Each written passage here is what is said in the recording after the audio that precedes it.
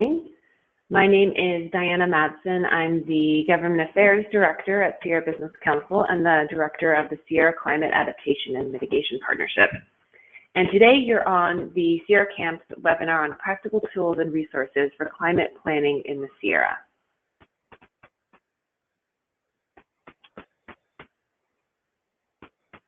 Great. And so we're going to start today. I'll provide a brief intro to Sierra Camp, and then we'll get into the meat of our presentation. And our goals for this particular webinar are to provide context to the current and expected climate impacts in our region, make the case for why communities and the agencies, local governments, businesses who support and are part of the community should plan and prepare through adaptation strategies. Then we'll get into describing key components for adaptation planning.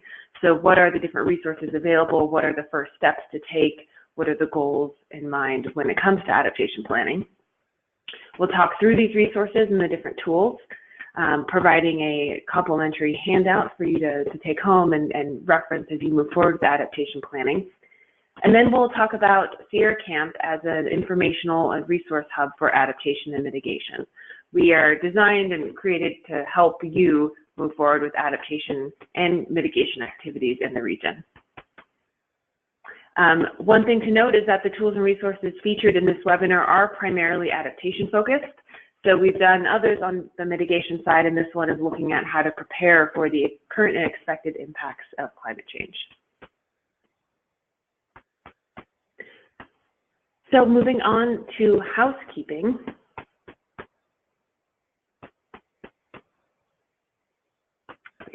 So moving on to housekeeping, a few logistics around the webinar.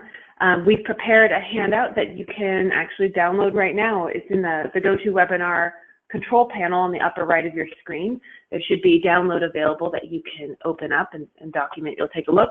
We'll also be sending this out along with the recording of the webinar and the slides later today for you to reference as well. And this handout includes all of the resources we're covering in this webinar as well as additional notes. Other housekeeping, all registrants, everyone is muted. You can type in questions throughout the webinar into the question box in the GoToWebinar window. When we move on to Q&A at the end of the session, we have a full 30 minutes carved out for that. You can either ask a question through the question box, or you can raise your hand using the hand raising function, and we can unmute you for you to ask your question live on the recording. We will also, again, be recording this webinar and distributing it following later today, as well as the handouts.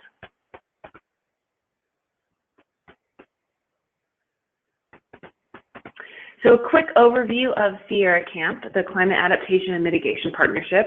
Many of you on the line are members of Sierra Camp, and we are a partnership of Sierra organizations, businesses, local governments, promoting climate adaptation and mitigation strategies across the region. So what we do is a mix of informing, empowering, mobilizing Sierra leaders on California climate policies and opportunities. So things like this webinar, looking at activities around, for example, the general plan update, so what's required for the adaptation and mitigation sides there, providing essentially much of the information and what's going on in Sacramento in terms of climate policy and the expectations for local communities. We look at that and we distill it down to what's relevant and what the Sierra communities need to know. And we do that through a variety of webinars, policy reports, events, etc. We also build understanding and support investment from urban California. So we coordinate through a couple different groups, including the Alliance of Regional Collaboratives for Climate Adaptation, work with them to build greater understanding and engagement around the urban-rural connection. So why the health of the Sierra Nevada is important for water and clean air downstream in Sacramento, Bay Area, etc. And then we also support and catalyze on-the-ground demonstration projects. So we, in addition to looking at the high-level policies and ideas, we're very interested in making sure that some of these new grant opportunities reach the Sierra, and then we see good climate projects happening on the ground. So we act as a coordinator behind the scenes and support making those things happen.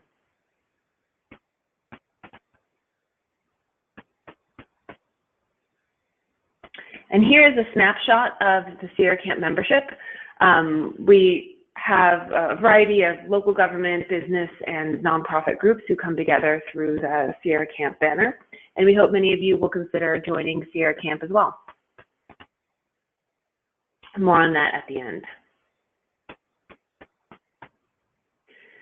And here, so getting into the meat of our presentation today, our two presenters are Nikki Caravelli, who is a Civic Spark Fellow and a Sierra Camp assistant. She's been a superstar this last year working with the Sierra Camp program and me, and she'll be going over a number of the resources of this webinar. And then we'll also be bringing in Kelly Cruz, a climate adaptation consultant and wildlife ecologist with Georgetown Climate Center. But to provide a little bit, I'm going to turn it over to Nikki in just a minute and wanted to provide a greater background on her experience. So Nikki is an AmeriCorps Fellow serving with Sierra Business Council through the Civic Spark program. She's a Sierra Nevada local, born and raised in the North Shore of Lake Tahoe. She recently graduated with a bachelor's in anthropology and a concentration in environmental studies from Williams College. At Williams, Nikki studied abroad in Italy in a sustainability program, served in campus environmental clubs, and collaborated with college staff, students, and facilities on campus sustainability initiatives. Nikki has also interned with an environmental nonprofit in San Diego, developing a K-12 food system education program, and directed a campaign office during the 2016 election. Starting in October, Nikki will join Sierra Business Council as a full-time staff member as a climate technician, working with both Sierra Camp and climate planning. So with that, I will turn it over to Nikki to share and get into the meat of our presentation today. Great, thank you, Diana. Can you hear me okay?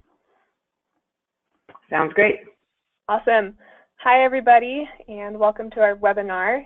So the first resource that I want to talk about is one that I am very personally familiar with, and that is Civic Spark. So Civic Spark is an AmeriCorps program, and for the past year, I have been serving as an AmeriCorps Fellow with Sierra Business Council and Sierra Camp. So many of you may be familiar with the Sierra Nevada Alliance SNAP program, which lends AmeriCorps members out to its local partners in the Sierra. So similar to that, I am lent out by the Local Government Commission, a nonprofit based out of Sacramento, to Sierra Business Council to do climate change work for local governments in the Sierra Nevada. So Civic Spark is a great resource. All of us are dedicated to building capacity for the communities that we work in. And if you know of a local agency that might benefit from a Civic Spark Fellow, let them know. And just a little bit about the Local Government Commission. It's a nonprofit that works to build livable communities and local leadership by connecting leaders through innovative programs and network opportunities, advancing policies through participation at the local and state level, and implementing solutions as a technical assistance provider and advisor to local jurisdictions. And of course, the Civic Spark Fellow helps them do all of those things. So what does it mean that I'm a Civic Spark Fellow? There are sort of four main areas of my service term, which is 11 months, and I'm just about to close mine out now. So to begin my service year, I go in and do a gap assessment. So I was working with Alpine County, Sierra County, and the town of Truckee, and so I looked at these local governments and assessed the situation. What have they already done for climate change? What do they need help with? What capacity can I help them in terms of planning and preparing for climate change? And then I determine a service project aiming to address these needs. And then I also support volunteer opportunities in the region, similar to many other AmeriCorps programs. And then finally, I close out my service year ensuring that the local government staff members that I've been working with in the communities have the information that I've been working on and have the ability to carry on the knowledge that we've developed together. And just to reiterate the importance of this program in the state of California, it's a program sponsored and endorsed by Governor Jerry Brown himself, and I'm going to read this quote at the bottom here of the slide. He says, "Climate change is a global challenge that requires strong, sustained local action. This program gets young people into the communities across California to help reduce emissions and boost energy efficiency. And I couldn't agree more with him that this is a fantastic program for doing that. So I encourage anyone who's interested to look into the program. So moving on to this, the rest of this webinar, it's important when you start talking about climate change and climate planning to understand the problem at hand. Of course, the effects of climate change will be specific for every local community, and they are different in the Sierra than they are from other regions. And we can expect more extreme and faster changes in mountain areas than we can in other regions. So we are on a frontline community. We are experiencing climate change right now, and we'll experience it even more extremely in the future.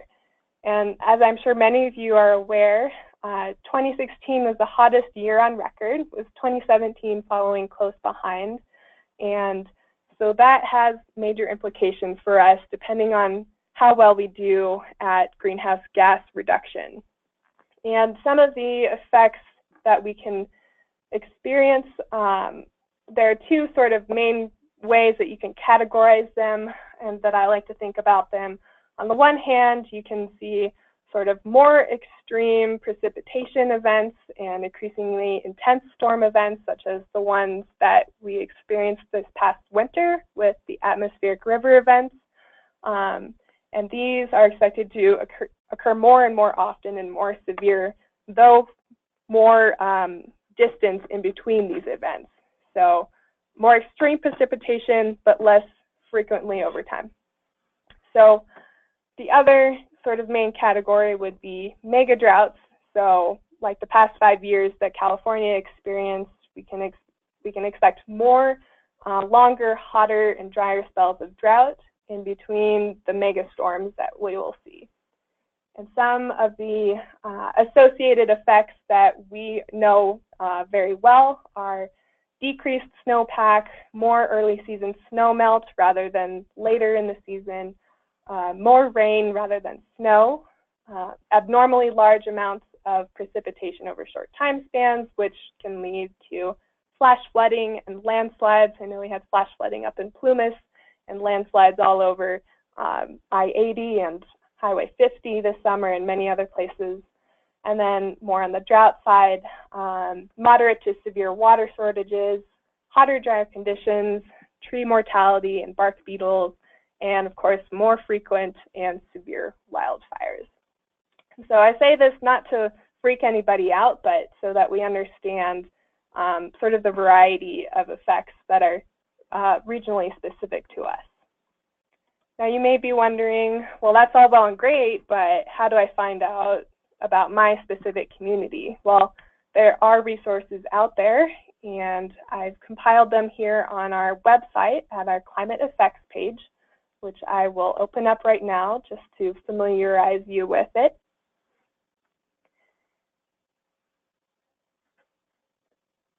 So here's our landing page, Climate Effects in the Sierra.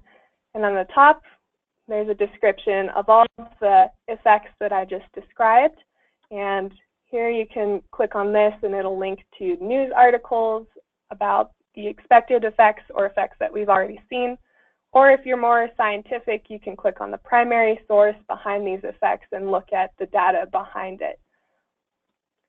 Now this is all informational, so if you scroll down, you can find tools for actually taking this information and using it for action.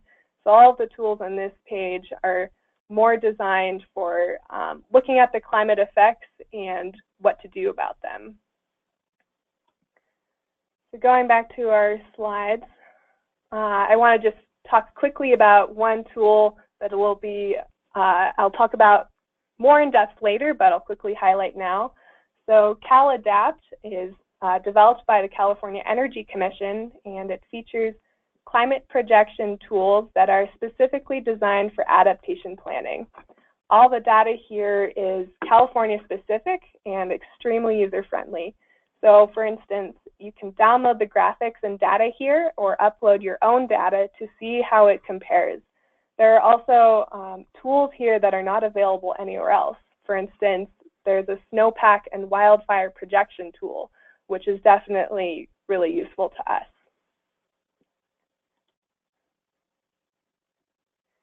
So the Climate Explorer by NOAA is very similar to CalAdapt, but it's for the entire continental United States. Some of the tools and data here are not as California specific. For instance, there's no snowpack or wildfire tool, but it is a good alternative if you don't find what you need on CalAdapt, and you might find the interface better for your personal needs.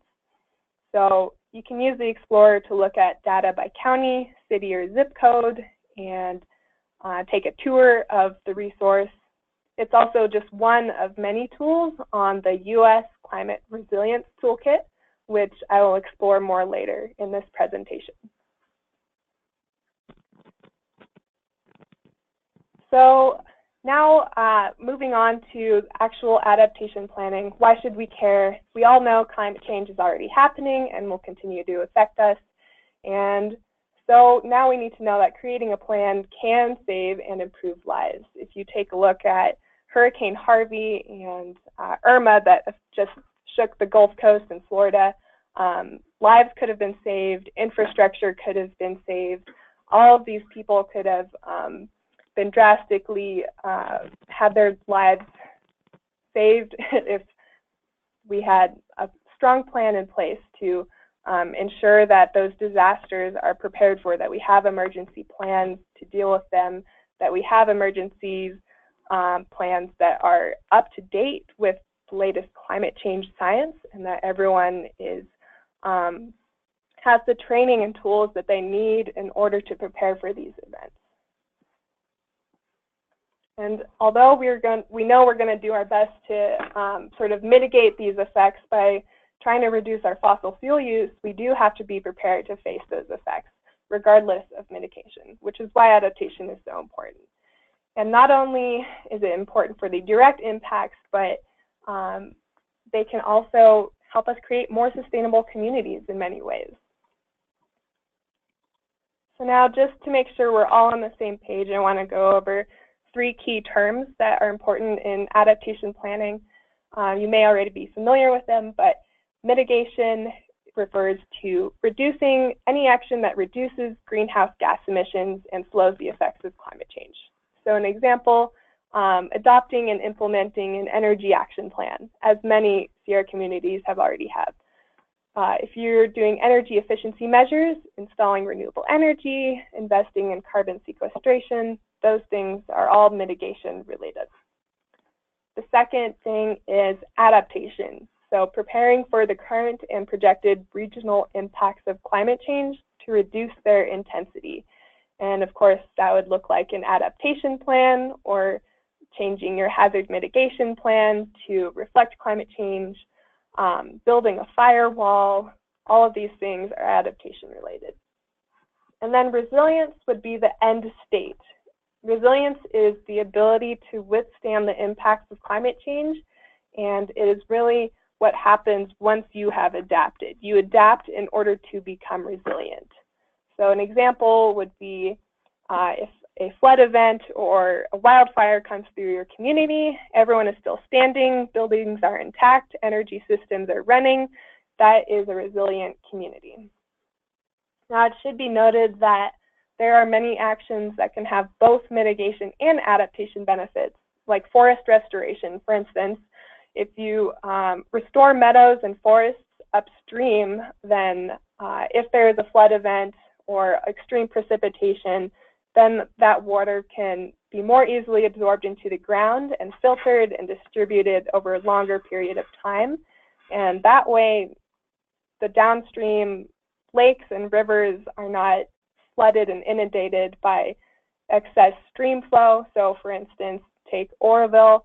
If there had been more restoration upstream in our Sierra forests, it's possible that some of the strain on the infrastructure of the dam could have been reduced, and maybe that emergency would not have been so critical. And of course, there are tons of co-benefits to adaptation. It creates opportunities for state funding, so we can restore our forests and take other actions, and it advances solutions for local jobs, creates more sustainable, walkable, and healthy communities, and it also prioritizes protection and management of our natural resources, which is very important to our communities, as we all know. So just one more important reason why adaptation planning is important is it's now California state law, adopted in 2015. SB 379 is a policy that requires local governments and agencies in California to update and review the safety elements of their general plans to include climate adaptation, including the following elements, which is a vulnerability assessment, goals, policies, and objectives for adaptation, and then feasible measures to take action. Jurisdictions can also use a local hazard mitigation plan or an adaptation plan to meet this requirement. And I just want to take a minute to point out that in the handout section of your console, if you take a look at your GoToWebinar console, you can access a handout on SB 379 if you would like more information on it. So the Governor's Office of Planning and Research recently updated their general plan guidelines, and this is important because the last update to these guidelines was in 2003, and every state agency and local government is required to have a general plan which outlines the future vision of growth and development for that community. And the Office of Planning and Research guidelines help these jurisdictions incorporate state planning priorities with local priorities. So this update is huge. It has a lot of helpful resources and process guidelines, and it will tell you how to incorporate climate change planning into all of the steps of local government planning processes, as well as many other tools for addressing climate change. And our state partner, ARCA, has many learning sessions that are really helpful, and they recently just did one on the general plan guidelines update. So I encourage you to go to the ARCA website to learn more if you would have interest in the general plan guidelines.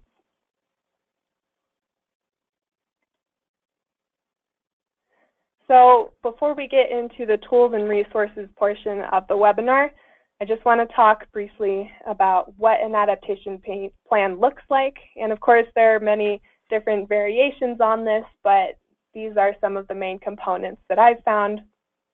The first one being strong, diverse community input. So when you're going to plan, and I should also preface this by saying that this isn't just for local governments or agencies, you know, this really applies to any organization, nonprofit, or business that has a stake in the community and could be affected by the effects of climate change. I really recommend looking into how you can create an adaptation plan and make sure that you and your family and your community are prepared for the effects. So to start, it's good to have diverse community input, especially from frontline or at-risk communities, you know, the elderly, children, sick populations, low-income communities. These are all the communities that are most at risk and have the least ability to take action. So it's really important to understand how they will be affected and to get their input early on in the process. It's also really nice to have champions and to identify sponsors in the community, you know, who can push the process forward, who will have a strong say, who can help things get going. And of course, you want to find out who are the stakeholders you don't really know about. You know, you can't really create a plan for people that, if you are excluding them, then that can have a lot of social justice implications, and in addition to potentially making your adaptation plan not exactly as effective as you want it to be. And of course, considering who will be using this information and how to make it most useful to them is important as well. And getting input from experts, of course. If you're lucky to have climate change adaptation experts in your community, or experts on the resources that you have. So The second main component is assessment of assets. So identifying critical facilities and resources in your community and ranking them in terms of priority. This is where community input can be really helpful in terms of identifying what is most important to people. Are natural resources a big part of your community? Are there hospitals and schools? Are there frontline communities? And how exactly are you going to prioritize these assets when it comes down to it? You know, you may only have a limited amount of funding, so you might only be able to protect the schools and the hospitals or something like that. Hopefully that's not the case, but it'll be good to have some sort of matrix or value scale to not only determine the most important assets, but to balance the competing interests of different stakeholders in the community. Thirdly, you want to evaluate the likelihood and extent of local hazards related to climate change in your area. So that's where CalAdapt and other tools come into play for that. Both known and potential hazards will be considerations. So wildfire, we're used to that. How will it change? How will it become more extreme in the coming years? Climate change isn't necessarily anything new, it's just everything is more amplified. So it will also be important to determine whether these effects are chronic, like gradual warming temperatures, what will that look like? Or is it acute, like extreme storm events or a wildfire? And fourth, you want to complete your risk and vulnerability assessment. So combining number 2 and 3, how sensitive are your assets and communities to damage? How exposed are they to climate risks? How prepared are they? You would want to evaluate here whether there is natural resources that can protect your community. Are there a lot of forests or meadows or floodplains around that can help mitigate climate effects? Or is there a lot of gray infrastructure like pipes and streets that may exacerbate the problem? Or how does an asset already handle climate change? Are there barriers to the organization that is in charge taking action, and how can you address those? These are some of the things you would consider in the vulnerability assessment. Then you would take into consideration the many different strategies and actions that are available for preparing and investigate all of the possible courses of action. Do you have a plan in place already? Does it need to be adjusted? Do people need training? What are the kinds of actions that you can actually take beginning as soon as possible? And finally, you'll want to have tools for monitoring your process as you move along in this. So now let's move into the tools and resources for planning section. This is a quick overview of the tools that we're going to cover in this next section. And we're going to start it off. I'll introduce Kelly Cruz in just a second. But I just want to point out again that there is a handout on your console that you can download with links and descriptions of all of the resources that we talk about here, as well as many more for businesses and other resources that you'll find useful. So I'm going to pass it on to Diana to introduce Kelly Cruz now. Great, thank you, Nikki. So we have Kelly Cruz with Georgetown Climate Center, who will be going into the next section of the webinar. Kelly is a climate change adaptation consultant and wildlife ecologist. She has worked with the preeminent Georgetown Law University Climate Center for over 7 years, supporting their adaptation initiatives through research and program development. As a manager and primary contributor to the Climate Center's Adaptation Clearinghouse, her research encompasses every sector and viable adaptation resource available for this comprehensive database. After graduating from the University of Virginia with a BS in biology, Kelly accrued over 15 years of field research focused solely on threatened and endangered wildlife populations. During this time, Kelly developed and directed multiple wildlife conservation nonprofit organizations and successfully funded many climate projects to protect endangered species. Kelly has settled in the High Sierras of Plumas County, California, and has begun wildlife conservation and climate adaptation projects locally. So with that, we'll turn it over to Kelly to get into the next section.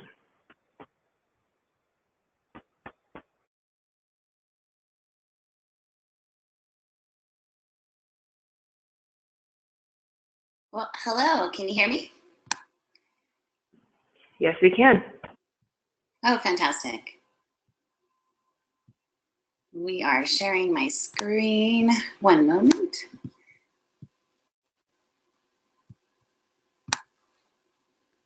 Oops. Sorry about that. Well, thank you, Sierra Camp, for having me on Sierra Business Council. As said, I'm Kelly Cruz, and I'm a consultant for the Georgetown Climate Center. And I'm going to walk you through one of our tools. It's called the Adaptation Clearinghouse. The Clearinghouse is an online database focused on climate adaptation, and it's full of resources like Nikki is going to be discussing. Briefly, for those of you who are not familiar with the Georgetown Climate Center, it's an organization within the Georgetown Law University that is integral to the climate movement, really moving the needle on climate policy, both on the mitigation and adaptation front. So I work with an adaptation team of top-notch environmental lawyers and researchers that have been on the forefront of the adaptation movement. I've been working with the Climate Center for 7 years, as Diana mentioned, actually on development of this database. So we've been integrated since really the beginning of the conversation about climate adaptation. So my team is in DC, and while they're on Capitol Hill, meanwhile I have the good fortune of living right here in the High Sierra. I live in Plumas County. And just this year, climate impacts were literally on my doorstep, as I imagine many of yours. I was evacuated from my home for the epic spring, late winter, early spring floods. More recently for the Minerva fire that came very close to Quincy, my local town here. So it's literally hitting home, I know, for all of us. Adapting to climate change really means that we're finding ways to prepare for these extreme weather events and ways to continue to become more resilient overall. So when we're talking about adaptation, we're really talking about emergency preparedness, hazard mitigation, even sustainable development, resiliency, and there's lots of forms of resiliency. And so one of the most simple steps we can take towards adapting is utilizing these tools and resources that are already out there and learning from them. So we're going to talk about some of these tools. I'll introduce a few tools from the Climate Center. Georgetown has put a few new tools online. I just want to point to quickly, in addition to the Clearinghouse, and then we'll dive into that database. So we recently published the Green Infrastructure Toolkit. If any of you are planning on utilizing any green infrastructure solutions in your planning, this is an amazing resource with a lot of information on funding and financing of green infrastructure, as well as how to integrate it into your local policies. The Green Infrastructure Toolkit here can be found on the Georgetown Climate Center website. This guide has a ton of information on stormwater management, so it's really highly relevant as we talk about flooding solutions for our local communities. We are also in the process of updating the state adaptation implementation tracker, which you see here. What that means is that we're tracking the implementation of state adaptation plans, or those plans that are state-led or state-mandated climate adaptation plans, and currently 16 of our states have those. So we're tracking the progress on each of the goals and recommendations within these plans. The information we have in the tracker is actually, it's a few years old, but from our original research. We're currently in the process of updating all of the state's progress. And I mention this today because California is getting updated. And of course, California has made a ton of progress. So in the next few months, you should see some new information about what California has done to respond to their goals and recommendations set forth in this adaptation strategy. I'm going to go live into the actual California page. Let's take a look here. So here we're in the state adaptation tracker for California. And you can see we're reflecting on the 2009, the original strategy that set forth everything that California wants to do regarding adaptation in all sectors. At that time, well, not at that time, but a few years ago, as we did our research, we found that 45 of these goals have been completed, a number in progress. We sort these by sector. So here you can see the number of goals that California is achieving. This number is, within the sectors, is showing us those that have been accomplished or are in progress. For example, forestry. Some more information here on these. We're looking at what Georgetown has deemed been accomplished. So it gives you a little more feedback on those goals that we know for sure that they've achieved. Also, on the state tracker page per state, there are related resources. So here you can see state law and policies, agency plans. So this is a great way to dive into California. What we've done is we've like collated, we've brought together everything here that actually this is coming from the Adaptation Clearinghouse, which I'm going to be presenting to you shortly. These resources here are being drawn over to the Georgetown site into the tracker per state. We see local or regional plans. So these are local adaptation plans within California. So all of these cities have done some adaptation planning. And that takes us into the clearinghouse. So I'll quickly review what the clearinghouse really is here. So the Adaptation Clearinghouse, it's essentially a database of resources for the public, an open website for everybody, and it's on climate adaptation. That's our focus. We cover everything adaptation across the US. So we're looking at every level. And what I mean by that is federal, state, regional, local, and we're also looking at every sector. So we're pretty much every sector. So we're talking transportation, land use, public health, social equity, natural resources, even wildlife. And the clearinghouse is composed of what we call resources. And what I mean by resources here is it's a library. It's an online library of great examples of adaptation, impact assessments, risk assessments, climate adaptation plans at all of those levels. So you can see adaptation plans from every state, from localities, funding programs, certainly policy. We also try to integrate as many best practices, case studies, and solutions as possible. We really try to highlight those solutions that have been implemented in the adaptation world. The idea here is, and behind the clearinghouse is, it's not just a website. The idea is you really don't have to reinvent the wheel, to be cliche, but you can take a look at the successes in adaptation at any stage, be it climate adaptation planning, implementation, and we can also look at any topic. So I'm going to go ahead, we're live on the site now. I'm going to go ahead and walk you through here in real time, and it'll be a little easier to follow.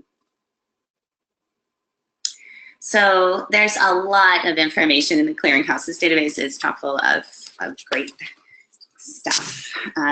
There's a couple thousand resources. So what we'll do, the easiest thing to do is to go ahead and enter a keyword. So let's go ahead and enter Sierra.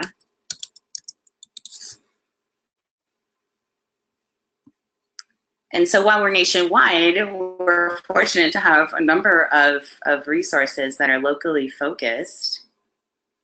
And we're talking about information about here in the Sierra Nevada. You can see here, actually, Georgetown Climate Center did a case study on Sierra Camp. So what we were doing, what Georgetown was doing here was we were looking at we're analyzing what's working regionally. So working with a number of locales, what works, what's the progress in adaptation on a regional level. From this list, you can click through.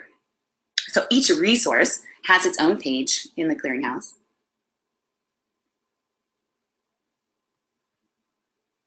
The summary here is from what we've gone in and we've analyzed the report, and what we've tried to do is distill it to bring what's the most relevant information to you. So you can just read the first few sentences and find out, really get the gist about what it's about, and then there's more detail. So for example, if you're looking at a climate action plan, that's usually, often those are focused on mitigation.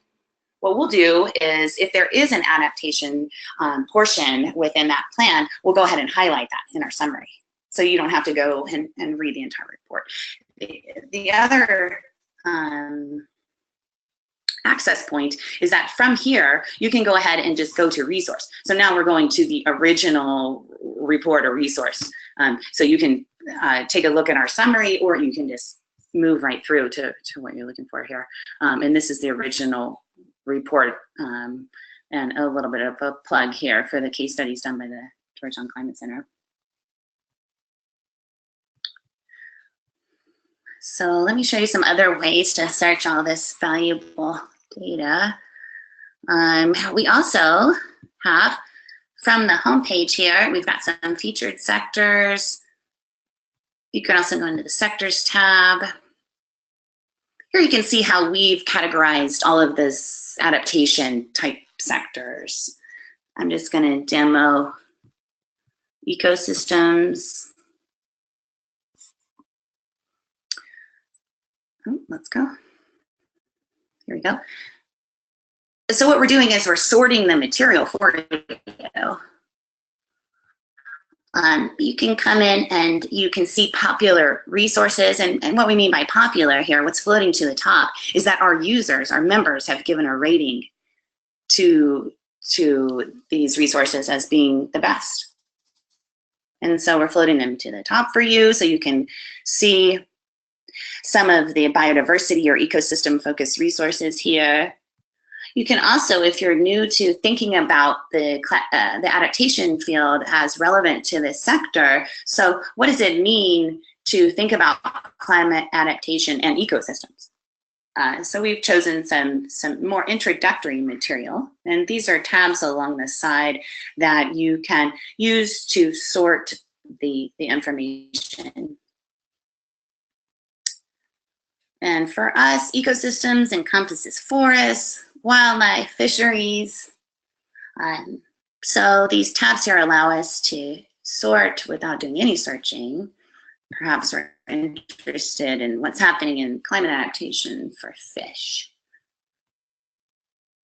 And so what that means is that fisheries are mentioned in these tools or these resources here, and along the side we also try to reference some really great other great tools for learning more about fisheries and climate change, for example. So I'm going to go back, and we have a lot more ways to sort and search and curate this information. I'm going to go in here. So we're back to the home page, and you can, because we have thousands of resources, I'm going to start again with the keyword and then show a few more filters that you can use to make this relevant to you, to really bring it home to what your interests are. So here you see this apply additional filters option. We've already got 200, almost 300 results here about forests or forestry. And let's go ahead and look at state, the state filter. We can filter by California. So now we're looking at 40 results that have been tagged for California, being California focused. They have the forestry perspective, either in the title or in the body of the summary, and then we even offer a map. You can see all of the forestry related resources here in California. You can click on that, you can go through that way, hitting more or this. These are all linked.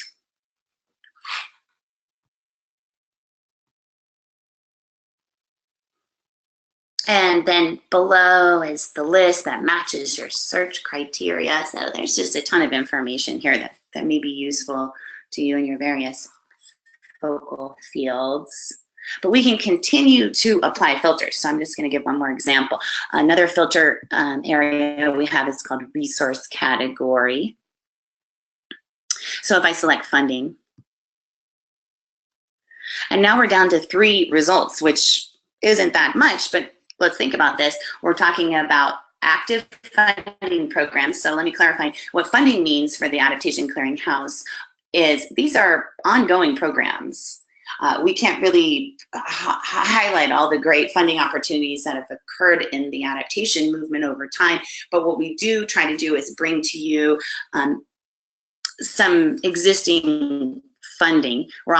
We filtered by state. So that means that this funding is available for California, and we're looking at something that has to do with forestry. So right now, we've got 3 resources here that might be useful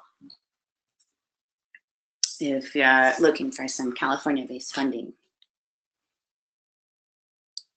So that gives you an idea on how to navigate all the content. Before I go, that wraps up what we're looking at for that. There's a lot more ways to get into the clearinghouse, but I don't want to go into too much detail here. I want to encourage you to sign up. When you come in as a membership, there's no unwanted emails or solicitations. It's simply a way to curate your own database experience. So I can go here to my clearinghouse.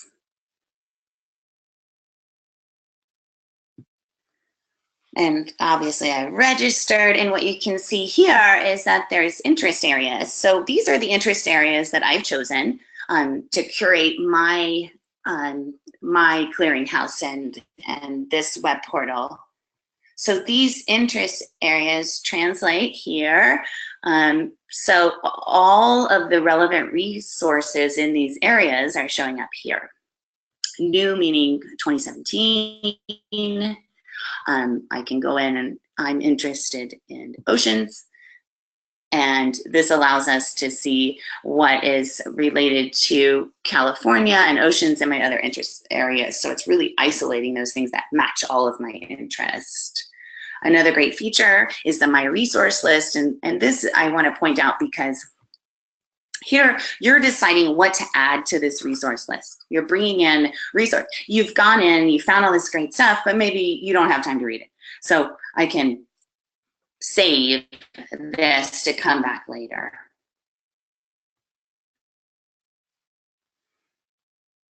And here you see some, again, the rating, the 5 stars. So I've given this a 5-star rating. I just want to encourage you, if you do sign up, we really want to encourage people to give the material a rating. Perhaps it's a high rating because it's useful, or a low rating because it's not so useful.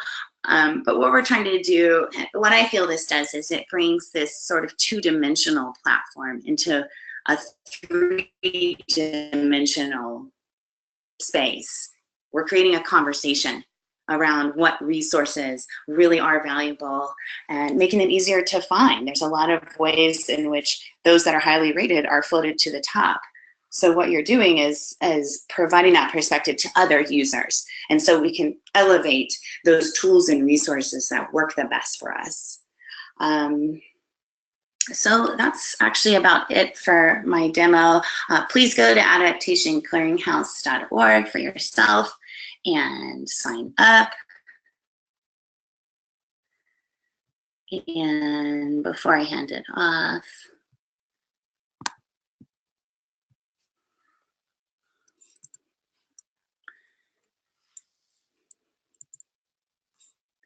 Obviously, please feel free to contact me with any questions directly. You can also get to the Climate Center at georgetownclimate.org.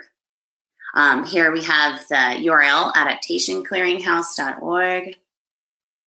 If you go to the Climate Center, you can find out what we're up to and all those other tools I mentioned in the beginning.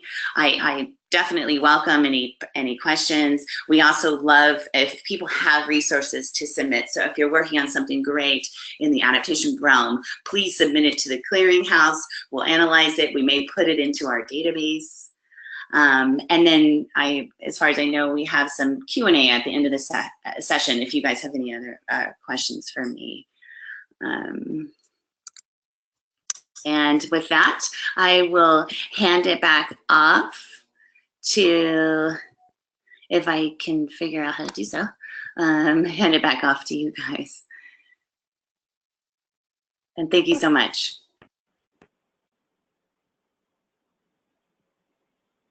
All right, so Nikki here, and I'm going to pick it off where Kelly left off, and I'm going to go through a couple more resources that, let me see if I can go back to the correct slide here.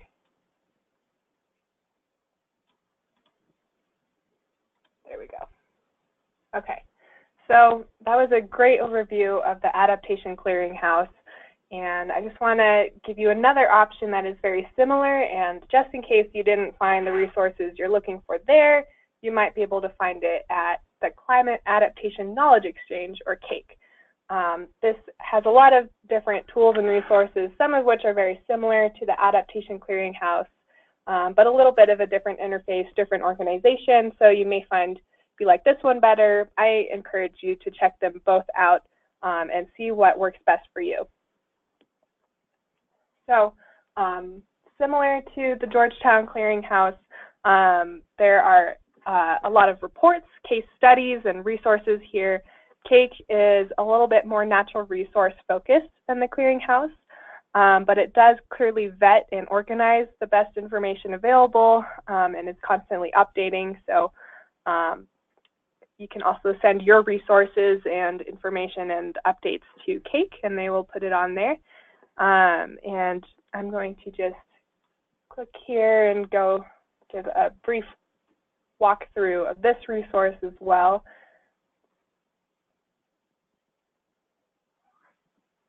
So one of the great things about CAKE is the case studies, the database of profiles of on-the-ground adaptation projects and links to complete project information. So when you need to know how to get started or what others have done, the case studies on this website offer examples and ideas from other practitioners, and they also link to the organizations and people that are doing these projects. So you can use this interactive map to search and zoom into California, and here are all of the Nevada and California case studies that have been done. You can also search your case studies, and you can see the featured ones, what's popular, what people have rated, and the newer ones. You can also check out the directory of people and organizations engaged on on-the-ground climate adaptation. So if you have a question about a specific case study or method being used, you can simply click on their directory profile and find their contact information. So for instance, if you click on here, I think this is somewhere in Antarctica or Australia or something, the Institute for Marine and Antarctic Studies, they can answer all your questions about case studies down there. Of course, you can go over to California and find the California organizations. Another great resource is the community portion. And here you can check out opportunities in the adaptation field. So job postings will be posted here, RFPs, opportunities for AmeriCorps or other chances to get involved or to get your resources known here, as well as upcoming events here on the left that you can attend. And of course, the virtual library is one of the biggest parts of this resource. And of course, you can search here, see similarly to the other tools, what's popular, what's featured in the new resources. And then I want to quickly take a look at my favorite part. I've already loaded it because it takes a little while to load. Oops. But the interactive map here at CAKE is great because you can zoom in here.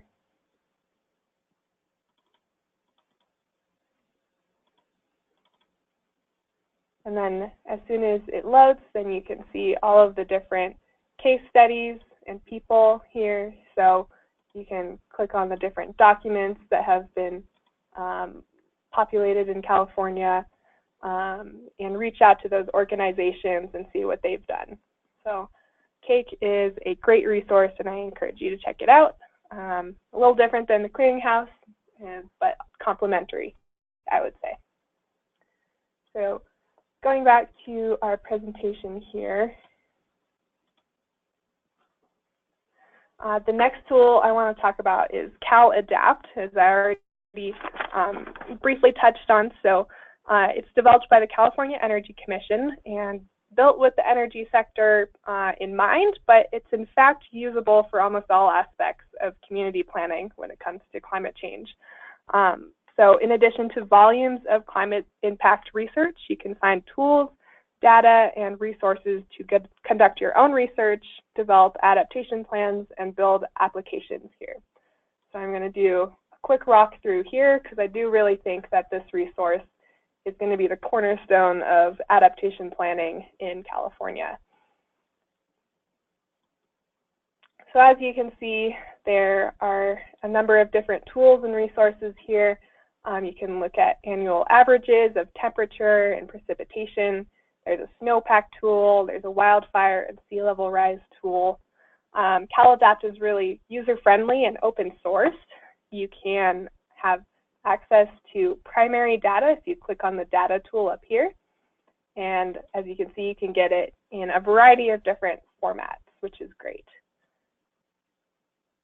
All of the research and data that is used here is from California's scientific community. So Scripps and Berkeley and a couple of other amazing organizations in California have contributed.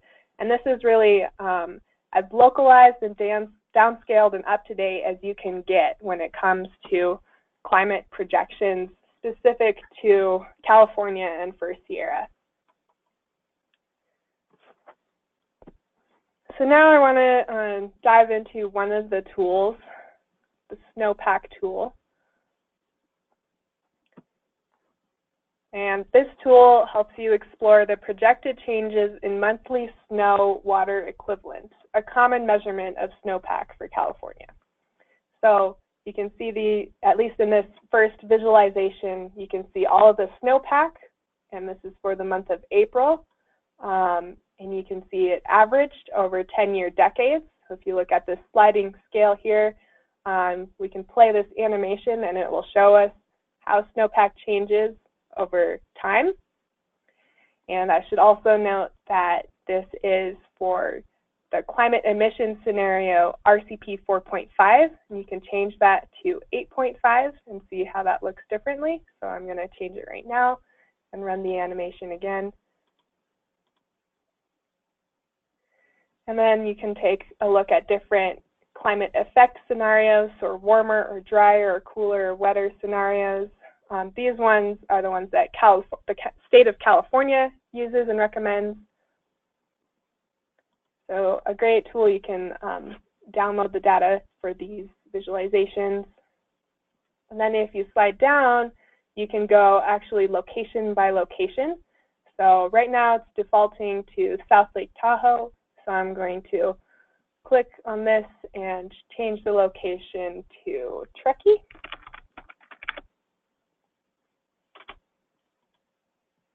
And then I'm going to update the chart right here.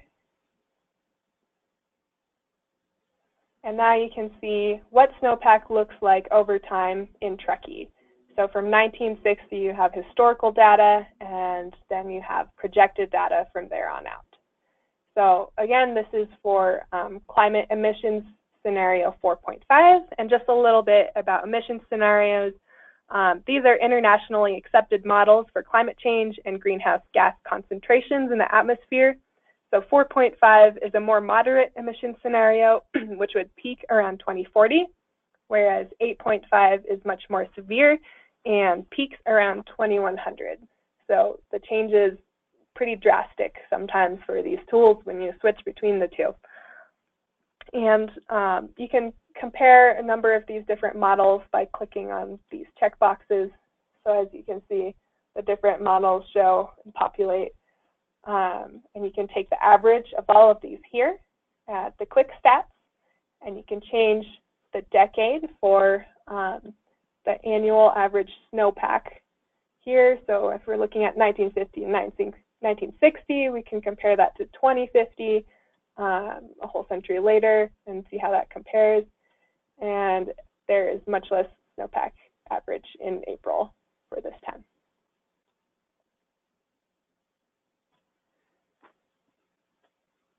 So moving on to a different tool, let's check out the wildfire tool. So very similar to the snowpack tool, you can see the historical change in time, but this is hectares burned over annual or decades, averaged over 10-year time periods. So again, let's change it to emission scenario 8.5 and play the animation just to see what the projected wildfire hectares burned would look like in this scenario. And the red is more hectares burned than less. So it gets pretty severe there towards the end. We have a lot of work to do, but that's okay. Everyone's doing a lot of work already, so it's great. So then if you scroll down here, you can, again, look at individual locations. So I'm going to change the location to Bishop. You can see it. You change it here. Let's see whether it looks different. So it looks like there's wider variation. It doesn't necessarily increase in the same trajectory as snowpack decreased, but it does change. And then I want to also point out that when you change your location, you can actually upload your own boundary. So if you have one that's not listed here, for instance, here you have boundaries based on watershed zones, climate zones, counties, census tracts, planning zones. If you don't find one that's useful to you, you can upload your own, and that will break down the data for you.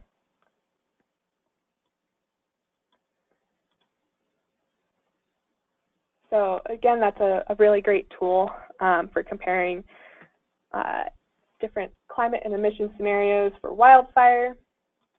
And let's just go over one more tool. Take a look at precipitation. Or actually, let's do. Okay, so the annual averages tool. You can switch between maximum temperature, minimum temperature, and precipitation, and it uses the same tool for all three. So we're looking at maximum temperature, and it's defaulting to the Sacramento region right now. So temperature is obviously increasing, and you can play around with the tools here. And that is CalAdapt. I also encourage you to check out the blog, and there's a resources page. So the resources tell you how to use those climate projections. If you are not really familiar with how to or don't really understand the lingo, that is a great resource for getting started on that. So the next tool I want to briefly touch on is the U.S. Climate Resilience Toolkit, which has a lot of information. It's for the broader continental United States. So not as localized information. However, there are a lot of case studies, tools, and their steps to resilience are a great framework for telling you how to do the planning process for whatever stage you might be in. So I'm going to just show a quick video on how this toolkit can be used.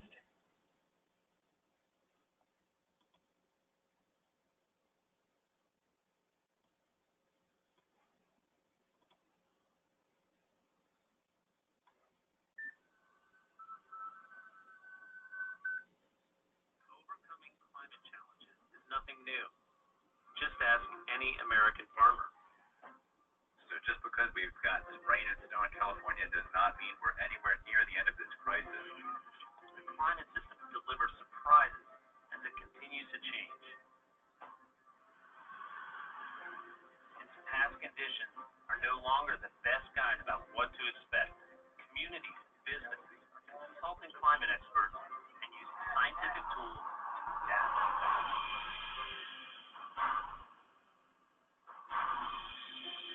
Building resilience can be difficult, but Americans are rising to the occasion. This is tough information, and people have to make hard choices. Thinking 30 years down the road sometimes isn't in people's mindset. It's a hard job to ask people to think that far.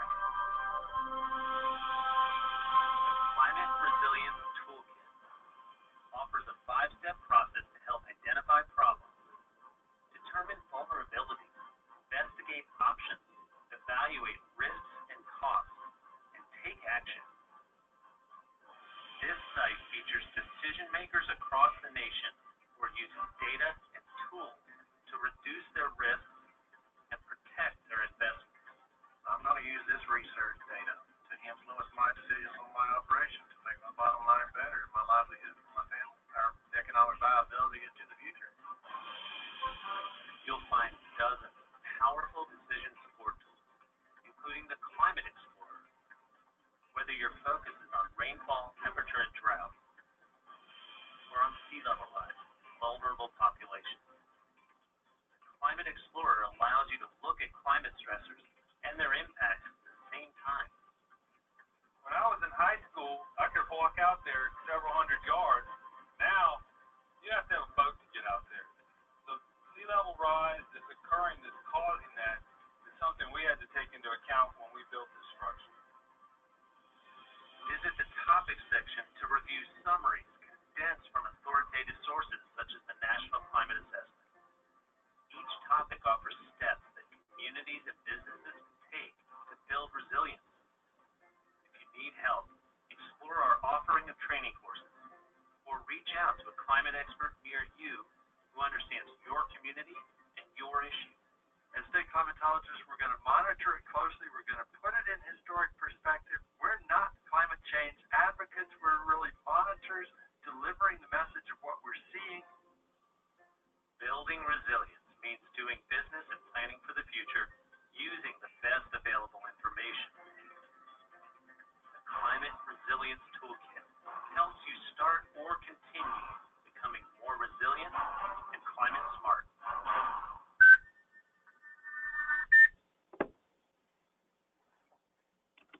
Great. So that is the U.S. Climate Resilience Toolkit. Hopefully everyone was able to follow along and there wasn't too much drag between the sound and the visual. So moving back to other tools, just real quickly before we get into the Q&A, a recent study just came out in Science magazine in June, which is the most extensive model available of what climate change could cost the United States, county by county.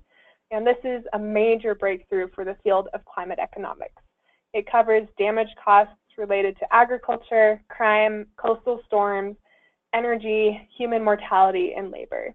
So this is a great start, and I encourage everyone to go to our handout that's on the console, and you can find there the link to both the interactive maps that you see here, and you can also find the original study.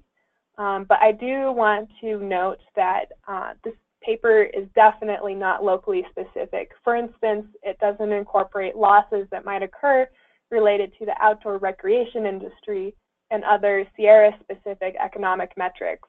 So if anyone knows of Sierra-specific data or potential damage costs or someone who's working on them, I would love to know, so send them my way or let me know. And then finally, it's really helpful when getting started to have examples of people similar to you from communities like you. And so I really want to highlight these two resources from Aspen and Boulder, which are two cities in Colorado who have done great work preparing for climate change. And they both have published adaptation and resilience strategies that are fairly recent. And you can find both of these on the Adaptation Clearinghouse website, which will give you a brief synopsis if you don't have time to read the whole plan just yet. I really encourage looking at these plans because they face a lot of the same challenges that we do. And there are a couple of other resources, of course, like Park City has done some great mitigation work and has committed to 100% renewable energy, as have Nevada City and South Lake Tahoe have all committed to renewable energy. And these are great steps towards not only becoming more resilient, but also reducing the impact of our communities. So get in touch with those communities and see what they're doing. So without further ado, if you have more resources, please do send them to me and I'll put them on our website. We want this to be interactive, and if you know of something that other people can benefit from, don't be shy. So I think we can move into the Q&A portion now of the webinar. Yeah, thank you, Nikki, and thank you, Kelly, so much for your presentation. So members of the audience, you are invited to submit questions either through the question box or the GoToWebinar window. You can just write it in, or you can raise your hand with the hand button, and then we can unmute you so you can ask your question live. And with that, I'm going to start. We have a question for Kelly. And the question is there an opportunity to add sectors to the clearinghouse, such as sustainable recreation? Hi, thanks for the question. We are, so the clearinghouse that we're looking at today, can you guys hear me okay? Yeah, you're great. Okay, great. Thanks so much. Okay, the clearinghouse, the version of the clearinghouse that we're looking at today is pretty new. We just updated last year to incorporate networks and the sector portals. It's a whole new interface, so it's really upgraded. And what we're trying to encourage is, and I didn't demonstrate this, there's a lot of depth to the clearinghouse I didn't want to go into too much, but we have networks where, for example, they can be closed or open. Right now they're open, like the local government network. And what that does is it allows people to come in and communicate and talk about their resources that local government decision makers are using. And that's open, so people can go in that way. And then another way is through sectors. And what we've seen, and as I mentioned, we started building the content for this clearinghouse 7 years ago. And you can imagine that the adaptation movement has, the industry of adaptation has changed so much. So just last year, we really got into one of the networks and sector portals that we've been developing for the last year was focused on social equity. And so what the Adaptation Clearinghouse does is it really tracks the adaptation movement. We are showing and demonstrating the forefront of what's happening. And so yes, to be more concise, yes, we are always adding new sectors and new material. Great. Thanks, Kelly. And Sure. We also had a question from John Friedrich. And John, I'm going to go ahead and unmute you. All right, John, I think you're on. Right. You want to ask your question? Yes, you can hear me, yeah? Yes, we can. Good. This was really a great presentation, thank you. And I guess I'm in South Lake Tahoe, one of the communities that has made the 100% renewable commitment, yay. But we are, in a region, as most of us know, that is represented by those who don't acknowledge the reality of climate change, including our congressmen, many of our state representatives. So I guess one question is, have you found, looking at many places, that those areas that are represented by those who don't acknowledge this problem is happening and the need to prepare or have fewer resources dedicated to adaptation? Or conversely, in the case where those who don't yet acknowledge the science of climate change, have you found some success in getting them nonetheless to acknowledge that greater impacts are happening and to focus on adaptation as at least a way to build common ground while they're still wrapping their head around what's driving the problem? And I guess a third question, a related question, would be, have there been any sit downs with, say, our Sierra representatives sharing this information to say, okay, you got to get real about putting some resources into preparation, resilience, adaptation? Anna, do you know anything about the RCRC, or whether we've approached them? Yes, so we've been in conversation with RCRC, and I think I have a hard time providing a good answer on this webinar. I think they recognize some of the challenges. It just hasn't been made a priority yet. And I think what you mentioned, John, about the need and the difficulty of getting local government electeds to, at the county level, to see this as an urgent need is difficult. We presented to Alpine County, Nikki did, a few months ago, and they opted not to move forward with some of these activities. And so I think it's an ongoing challenge. I don't really have a good answer for you other than we're going to keep trying, and I know you've done fantastic work in South Lake Tahoe as well, and that can be a model for some other communities.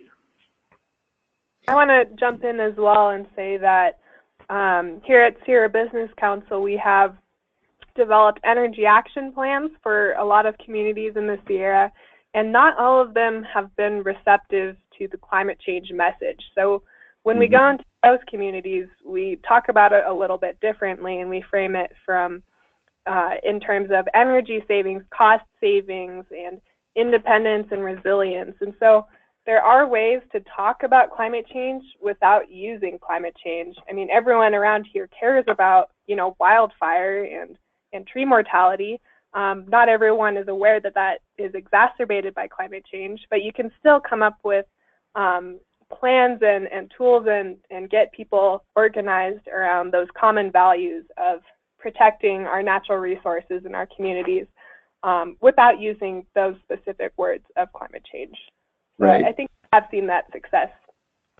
Yeah, and I guess I would just add that perhaps as advocates, one of our jobs is to make sure that these trajectories are acknowledged by decision makers, which should affect the resources they are bringing to the region, right? So it's one thing to save costs in the short term. It's another to say that under business as usual scenarios, we're going to face this huge tab in forest fires unless we manage the forest differently with healthy forests, preventative measures now. So just them, somehow acknowledging the trajectory we're on as a long-term trend would have resource implications. And I guess it's up to a lot of us to make sure that, that is acknowledged and that resources are put on the table commensurate with all the data. But yeah, these are certainly great resources to make those points. No doubt about it. These are really fantastic. I'm really glad to see all this. Yeah. I have, this is Kelly. I have just a little bit of feedback about that. If we're talking about climate communication, we're really tracking what works and how policy is implemented and what happens when we're building this database and we're looking at all these resources, but what we're really tracking is where climate policy is being implemented. And then we stray away from the climate language and adaptation to see what is actually functionally happening on the ground that looks like adaptation. So sometimes that looks like resiliency planning or hazard mitigation planning. And what is happening right now is that a lot of leaders in the climate movement are switching from the conversation about climate change to extreme weather events, and that is that's difficult. I mean, that's a switch in language, and people don't want to bury the truth or the real goal. But what we're really facing in the adaptation movement are these extreme weather events like drought, flooding, hurricanes. And so if you're asking about communication, a first place to go and a way to start is to say, instead of saying, if there's any possibility that bringing up climate change will distract your audience, the way to go is to say, hey, let's deal with this extreme weather event. Let's deal with wildfire. Let's deal with drought. And instead of having remorse about not talking about climate change, we're going to focus on how to really move the conversation forward. So let's be honest with who our constituents are, and then talk about the extreme weather, and that's totally okay. Whatever works. Right. And that's just my tip. And I guess this is John again, Kelly. That makes sense. It's just that with the climate changing, that suggests, of course, that extreme weather is a long-term trend. Like one of the slides said, you can't predict the weather based on past trends anymore. It's kind of wide open, and it's getting more extreme and more frequent. There has to be an acknowledgement while talking about extreme weather with the skeptics that this is a problem that's here to stay and we have to prepare for it, as opposed to this is something that perhaps is just something that's immediate, right, or a short-term issue. Sure. So that, so it's kind of, I guess it's embedded, right? You could say, well, we have long-term extreme weather issues. We'll see more wildfires. We'll see more drought. What do you want to do about it? It's really vernacular. That's an option anyway. Hey, well, thanks, John. We have another question. So John, I'm going to go ahead. Oh, great. You muted yourself. Another question about the UN climate talks emphasizing the importance of soils and forests as an important part of ecosystems concern. But, and this gentleman, Gary, asked if we didn't see much reference. He said, I didn't see much reference to agronomy, just water and perhaps erosion. So any thoughts, Kelly, on the importance of soils and forests in this process?